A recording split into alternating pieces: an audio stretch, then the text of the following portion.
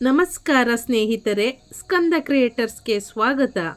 ಶ್ರವಣ ಮಾಸದ ಶುಕ್ಲ ಪಕ್ಷದ ಪಂಚಮಿ ತಿಥಿಯನ್ನು ನಾಗರ ಪಂಚಮಿಯಾಗಿ ಅತ್ಯಂತ ಶ್ರದ್ಧಾ ಮತ್ತು ಭಕ್ತಿಯಿಂದ ಆಚರಿಸಲಾಗುತ್ತದೆ.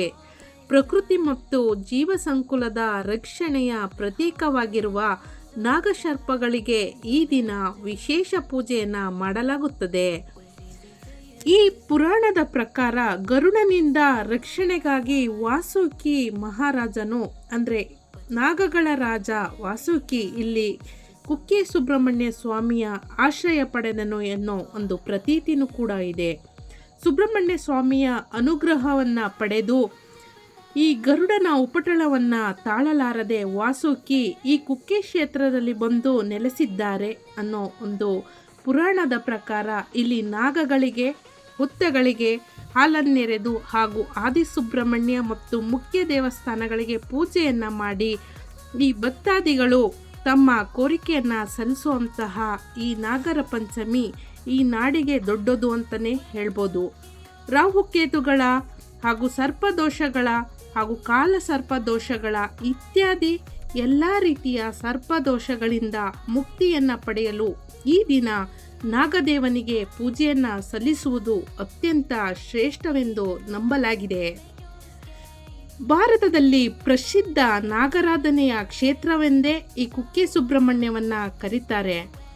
ನಾಗರ ಪಂಚಮಿ ಆಚರಣೆಗಾಗಿ ಅಗಾಧವಾದ ಮಹತ್ವವಿದೆ. ಇಲ್ಲಿ ಈ ಹಬ್ಬವನ್ನು ಅತ್ಯಂತ ವಿಜೃಂಭಣೆಯಿಂದ ಆಚರಿಸಲಾಗುತ್ತದೆ. ಕುಕ್ಕೆ ಸ್ವಾಮಿ ನಾಗರ ರೂಪದಲ್ಲಿ ನೆಲೆಸಿರುವ ಕ್ಷೇತ್ರ. ಅದಕ್ಕೆ ಆದಿಸುಬ್ರಹ್ಮಣ್ಯ ಮತ್ತು ಮುಖ್ಯ ದೇವಸ್ಥಾನಗಳಲ್ಲಿ ವಿಶೇಷ ಅಭಿಷೇಕ, ಪೂಜೆ ಮತ್ತು ಪ್ರಸಾದಗಳು ಜರುಗುತ್ತವೆ.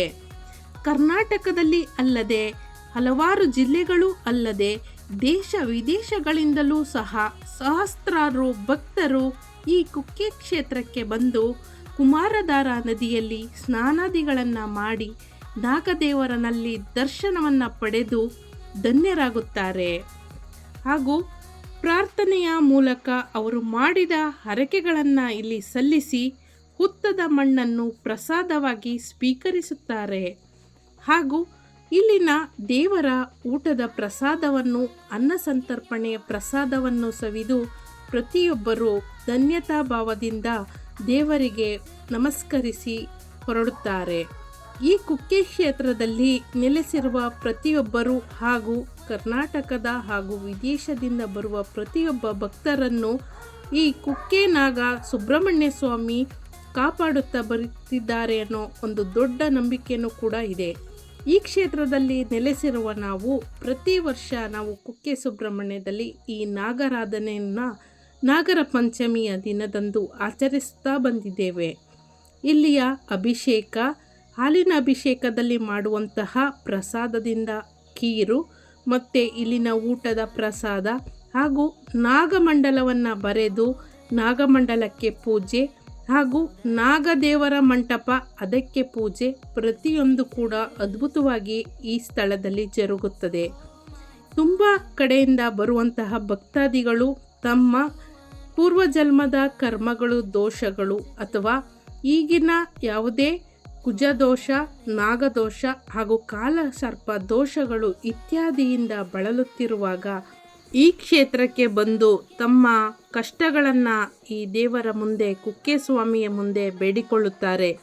ಜೊತೆಗೆ ಯಾವುದೇ ಮದುವೆ ಹಾಗೂ ಮಕ್ಕಳಾಗದೇ ಇರುವುದು ಮತ್ತು ಕೆಲಸ ಕಾರ್ಯಗಳಲ್ಲಿ ಅಡೆತಡೆ ಯಾವುದೇ ಬಂದರೂ ನಾವು ಅಥವಾ ನಮ್ಮ ಹಿರಿಕರು ಅಥವಾ ಇನ್ಯಾವುದೋ ಕುಜದೋಷ, ಸರ್ಪದೋಷ ಇತ್ಯಾದಿಗಳು ನಮ್ಮಲ್ಲಿ ನಡೆಯುತ್ತಿರುವ ಘಟನೆಗಳ ಮೇಲೆ ಆಧಾರಿತವಾಗಿರುತ್ತದೆ. ಇಂತಹ ಸಂದರ್ಭದಲ್ಲಿ ನಮಗೆ ಎಲ್ಲಿಯೇ ಹೋದರೂ ನಾವು ಕೊನೆಯಲ್ಲಿ ಬಂದು ಕುಕ್ಕೆ ಸುಬ್ರಹ್ಮಣ್ಯದಲ್ಲೇ ನಮ್ಮ ಪಾಪಕರ್ಮಗಳನ್ನು ಕಳೆಯಬೇಕಾಗುತ್ತದೆ. ಆ ಪ್ರತೀತಿನೂ ಕೂಡ ಇದೆ.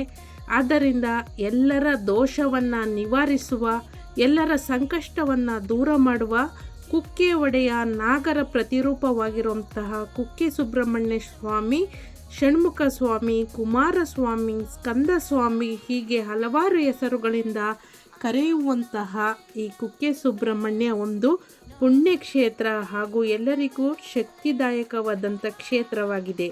ಕುಕ್ಕೆಯ ಅನ್ನಪ್ರಸಾದದ ಬಗ್ಗೆ ಹೇಳಬೇಕಾದ್ರೆ ಬರುವ ಪ್ರತಿಯೊಂದು ಭಕ್ತಾದಿಗಳಿಗೂ ಕೂಡ ಹೊಟ್ಟೆ ತುಂಬ ಅನ್ನವನ್ನು ಬಡಿಸಿ ಈ ಸ್ವಾಮಿಯ ಸನ್ನಿಧಿಯಲ್ಲಿ ತೃಪ್ತಿ ಕೊಡಿಸಿ ಕಳಿಸ್ತಾ ಇದ್ದಾರೆ.